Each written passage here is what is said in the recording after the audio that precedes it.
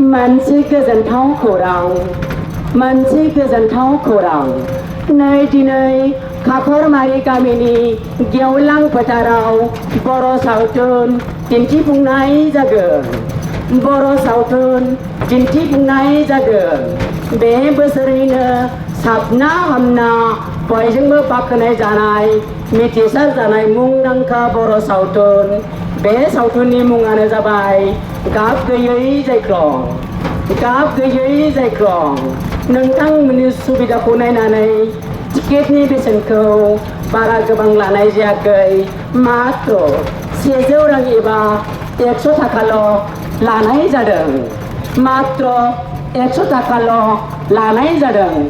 बेनिखायनो फेलें खालामाजासे रायजो राजा नोंथांमोनखौ खाखरमारि गामिनि गेवलां फोथाराव लैहोर लैहोर थांनानै दिनैनि जानो गोनां गाब गैयै जायख्लं सावथुनखौ नायहैनो हागोन। मोनसे गोजोनथाव खौरां मोनसे गोजोनथाव खौरां नै दिनै खाखरमारि गामिनि गेवलां फोथाराव बर' सावथुन दिन्थिफुंनाय जागोन। बे बोसोरनिनो साबना हामना बयजोंबो बाख्नाय जानाय बर'नि मुंदांखा सावथुन। बे सावथुननि मुङानो जाबाय गाब गैयै जायख्लं। गाब गैयै जायख्लं।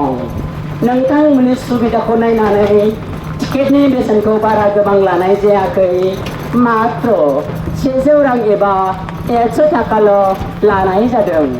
बेनिखायनो बर' सावथुन नायनो मोजां मोनग्रा अनसुला अनसुलि आइ आफा रायजो राजा नोंथांमोनखौ खाखरमारि गामिनि गेवलां फोथाराव लैहोर लैहोर थांनानै दिनैनि जानो गोनां मुंदांखा बर' सावथुन गाब गैयै जायख्लं सावथुनखौ नोंथांमोनहा लैहोर लैहोर थांनानै नायहैनो हागोन।